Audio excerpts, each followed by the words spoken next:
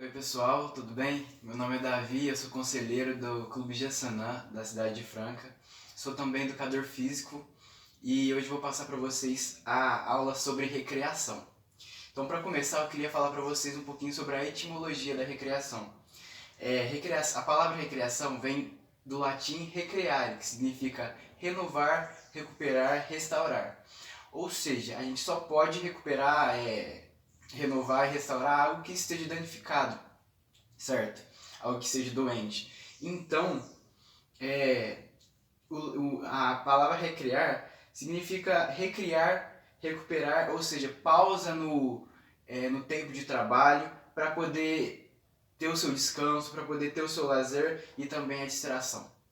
Como se fosse um recreio, né? Como tem nas escolas, o recreio é a pausa nas aulas para poder ter o recreio e depois a continuação das aulas. Então, é mais ou menos isso. A recreação é a pausa no trabalho, a pausa naquilo que você está fazendo, naquele objetivo, para poder ter um ponto de descanso.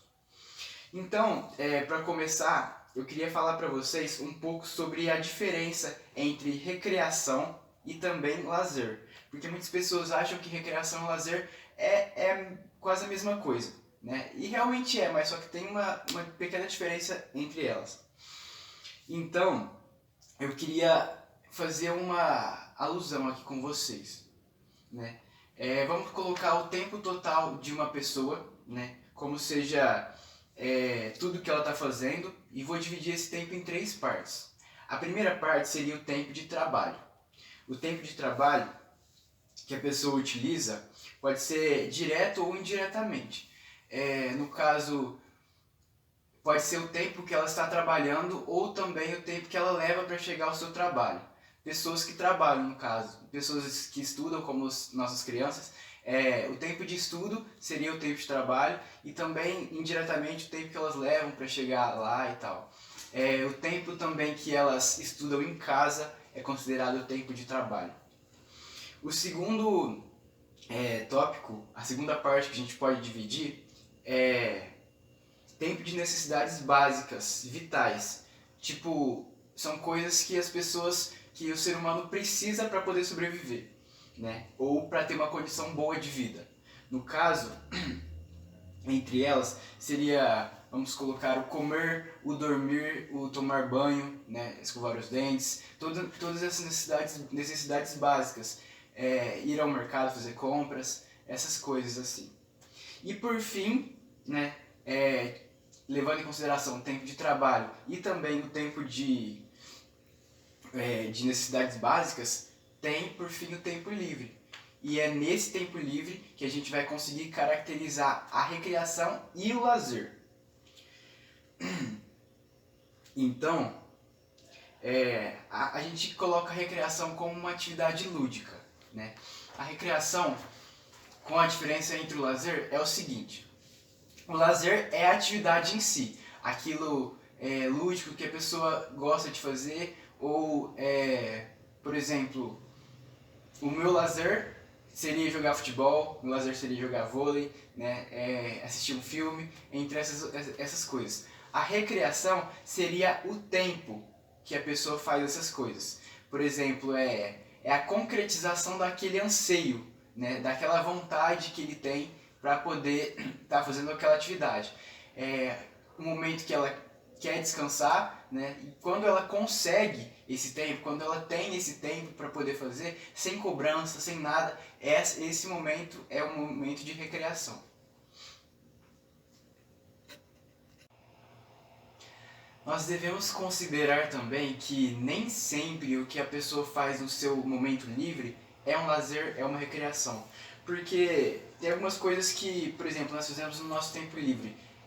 Por exemplo, ir a alguma festa que a gente não quer ir a um velório, ou ir fazer compras do dia a dia, por exemplo. São coisas chatas que a gente não quer fazer, mas faz no nosso tempo livre. A gente usufrui do nosso tempo livre para poder fazer essas coisas. E isso não se caracteriza lazer ou recreação, e sim obrigações sociais. Então, recapitulando tudo que a gente falou até agora, a gente pode caracterizar o lazer como um estado de espírito que a pessoa tem instintivamente dentro do seu tempo livre em busca de algo lúdico, de diversão, de alegria, de entretenimento. E a recreação, no caso, seria o fato ou o momento, a circunstância que essa pessoa ela faz, ela escolhe, né, e ela consegue se satisfazer, né, dentro do seu tempo livre, agindo de acordo com o seu lazer e buscando então o anseio daquela sua vontade, daquele seu estado de espírito, de ânimo para poder querer fazer alguma coisa. É comprovado também que a recreação e o lazer trazem muitos e muitos benefícios para o nosso corpo, né? Para a nossa mente, para a nossa vida social em si. Eu vou ler aqui para vocês alguns desses benefícios, né?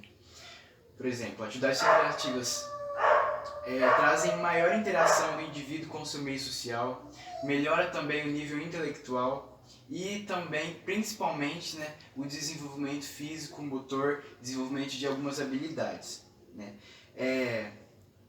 A variabilidade também de recreações, né, trazendo por amplas recreações, porque existem milhares e milhares de diversas formas de fazer recreação e lazer, né? Então a variabilidade dessas recreações também podem ajudar a criança a ampliar sua mente, a passar por novos desafios, a melhorar também como um indivíduo em sociedade, né? E trazer uma independência para o indivíduo, para a criança, que faz diversas recreações que trazem muito seu lúdico para o seu dia a dia também.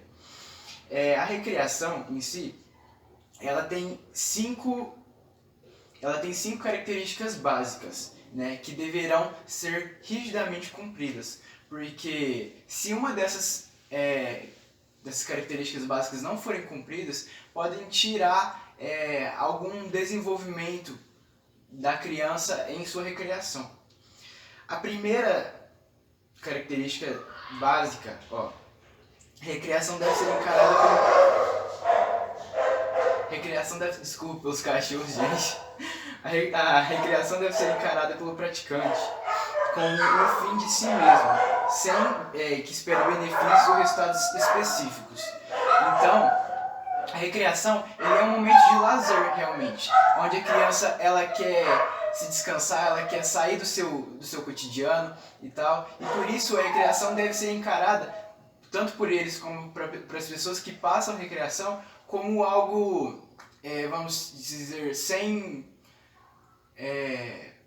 objetivos, assim, sem que a pessoa seja cobrada em si, para que ela possa se sentir livre no seu momento de lazer. Recreação deve ser escolhida livremente e praticada espontaneamente segundo os interesses de cada um. Isso aqui é uma coisa que pega muito, né? Porque é difícil você conseguir encaixar todas as pessoas na sua recreação, na sua atividade, porque certamente alguns não vão se agradar, né? Alguns não vão querer praticar e tal. Mas só que a dica que muitas pesquisas dão é que a gente não deve forçar a criança a praticar aquela recreação, e sim buscar meios de motivar a criança, buscar meios de interagir ela com outras, fazer com que ela queira participar daquela recreação, porque assim todos os objetivos, todos aqueles desenvolvimentos que a criança teria na recreação vão ser cumpridos. A terceira característica básica seria a participação da recreação. Ela busca levar o praticante a estados psicologicamente positivos. Então toda a recreação que formos fazer, toda a recreação que a gente for passar para o nosso clube, deve ser unicamente para que ela tenha pensamentos positivos, para que ela consiga olhar positivamente para algo. Porque a gente consegue ver muitas brincadeiras, muitos jogos, né, que, por exemplo, alguns jogos de competição, que as pessoas que saem perdendo, né, têm um pensamento negativo sobre aquelas outras pessoas, sobre o clube, sobre a atividade em si. A quarta, a recreação deve ser de natureza a propiciar a pessoa o exercício da criatividade, na medida em que ela se ofereça a estimulação, essa criatividade deve ser plenamente desenvolvida.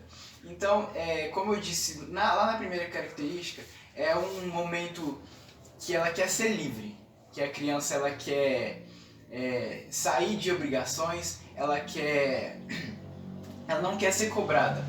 Então, por isso que a recreação ela deve ser algo onde a criança possa expressar a sua criatividade, né? E assim todos os desenvolvimentos e objetivos vão ser cumpridos.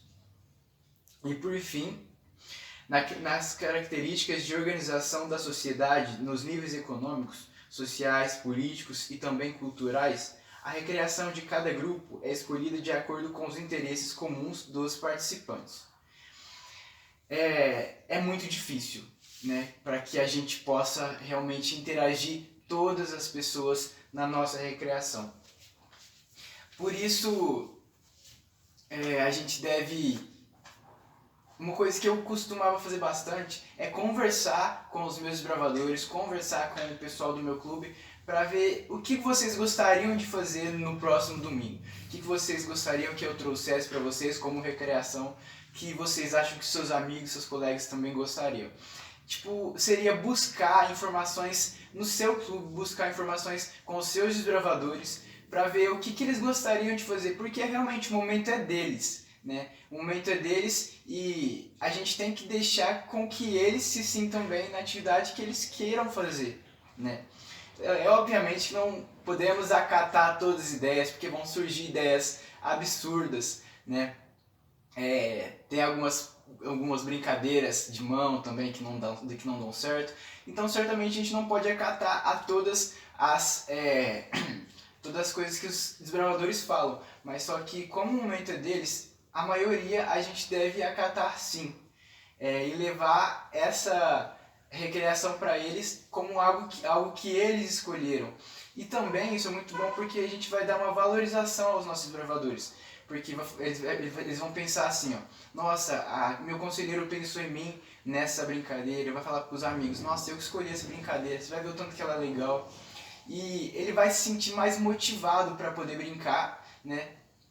E assim por diante. Vamos agora falar um pouco sobre uma organização de um programa de recreação, né? A gente sabe que para qualquer estudo, para qualquer coisa que nós formos fazer, é indispensável o planejamento, né? O planejamento, o processo de como aquilo vai ocorrer.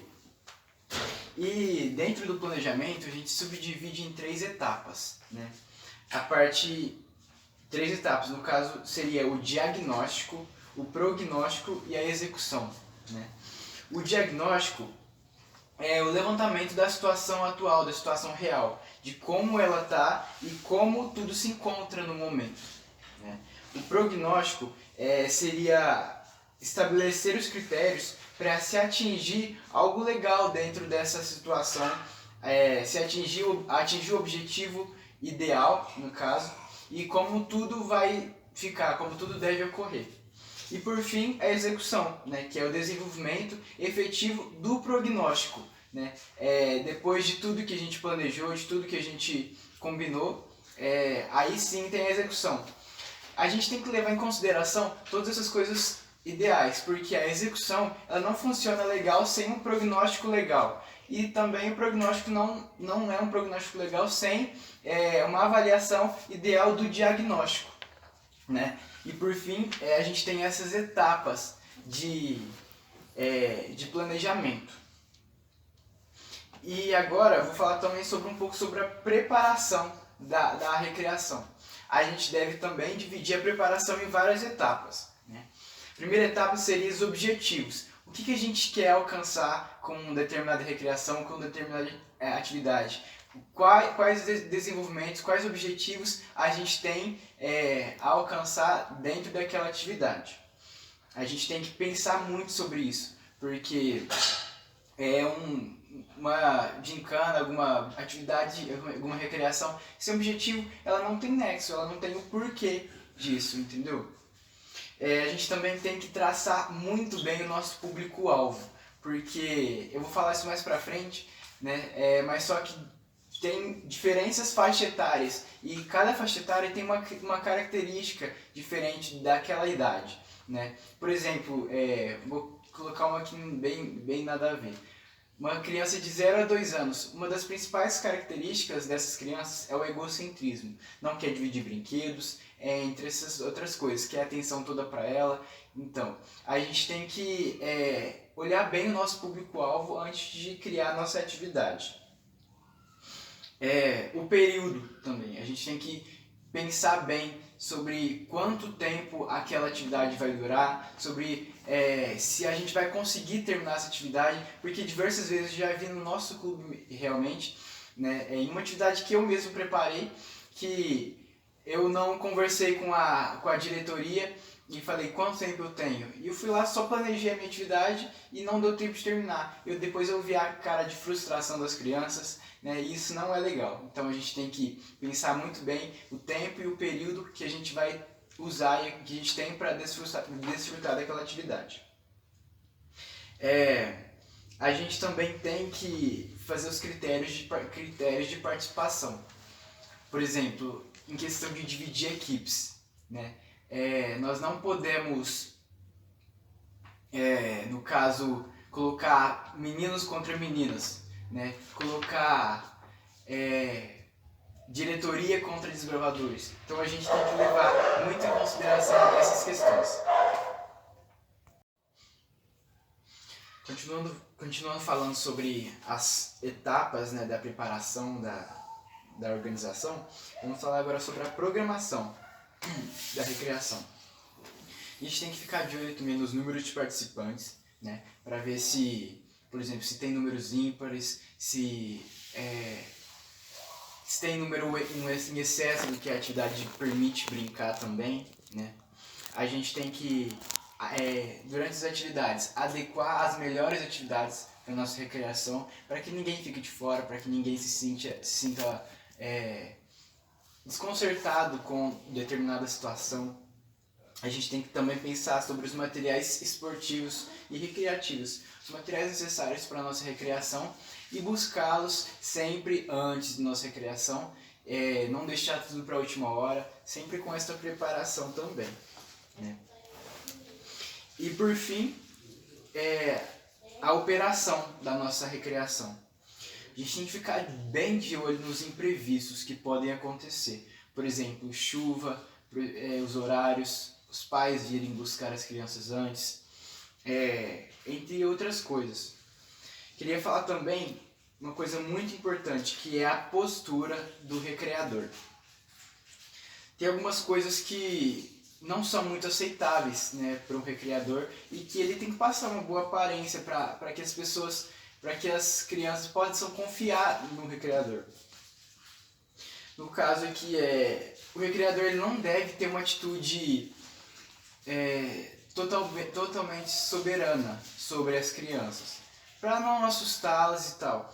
Porque o recreador, ele deve sim liderar, mas só que ele deve liderar se assemelhando às crianças, brincando também, zoando, se divertindo e tal.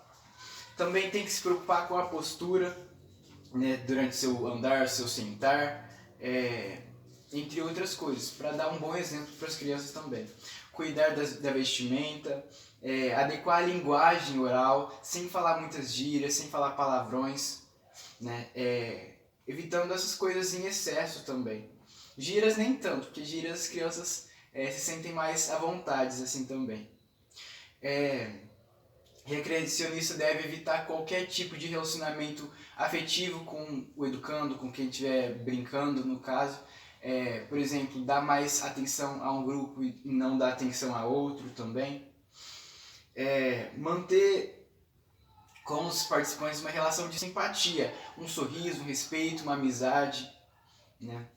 Trazendo sim segurança para os educandos. Estar na medida do possível sempre na expectativa de atender a um determinado participante, mas sem que os outros se sintam com ciúmes, se sintam ignorados também. E por fim também, evitar comentários desnecessários sobre o comportamento de pessoas, de alguns de alguns alunos, de alguns educandos, sem expô-los, né?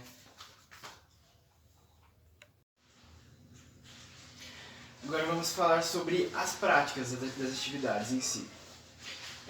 Não sei se vocês sabem, mas tem algumas diferenças entre jogos e brincadeiras. Tem até uma matéria na faculdade em si que fala sobre, explicando sobre essa diferença entre jogos e brincadeiras.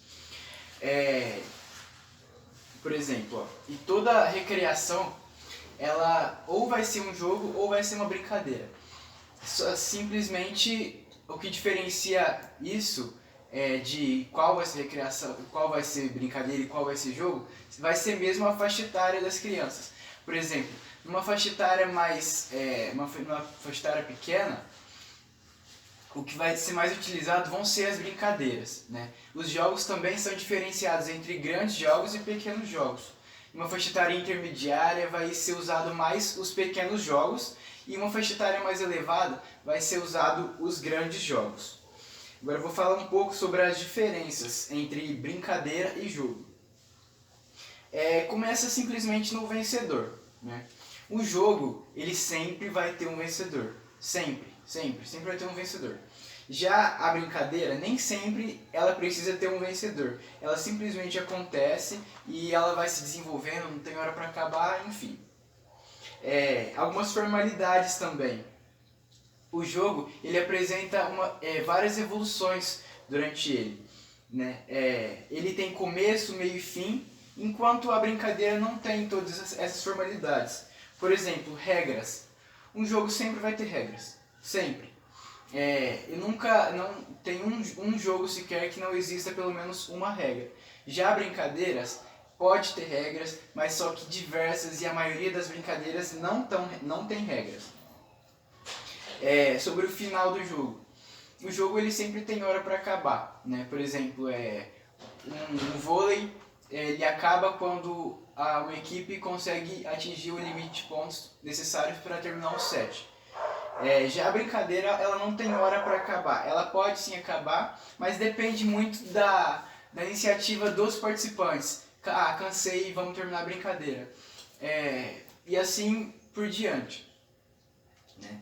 O jogo ele tem um ápice, né? Falar sobre o ápice agora. O jogo ele sempre tem um ponto alto que ele chega. Por exemplo, o futebol tá lá aos 45 minutos do segundo tempo, um time ganhando de 1-0, se o outro time empatar, ele que é o vencedor. Esse é o ápice do jogo. A brincadeira não tem esse ápice, né? Ele não tem um ponto alto a ser atingido. Sobre as modificações. A brincadeira ela pode sofrer modificações durante todo o tempo dela. Já o jogo, sempre tem que interromper o jogo, fazer modificação e começar ele novamente com outras modificações, com outras regras. E por fim as consequências. No jogo a gente sempre pode tentar prever as consequências. A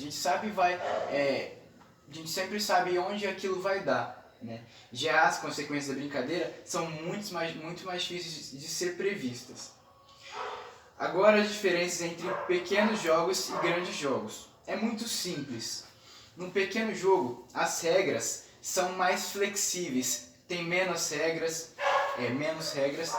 enquanto no grande jogo, as regras são cobradas firmemente e tem muitas mais regras. As regras são mais complexas do que as nos jogos pequenos. E também a atuação profissional tem essa diferença nos dois. Enquanto no pequeno jogo, a atuação do profissional é como um motivador, como um conselheiro. Já no grande jogo, o profissional ele atua como um árbitro, né? Fazendo com que as pessoas cumpram as regras. Vou falar agora sobre as diferenças das faixas etárias, as características e as atividades necessárias, as atividades que poderiam ser expressas para essa faixa etária.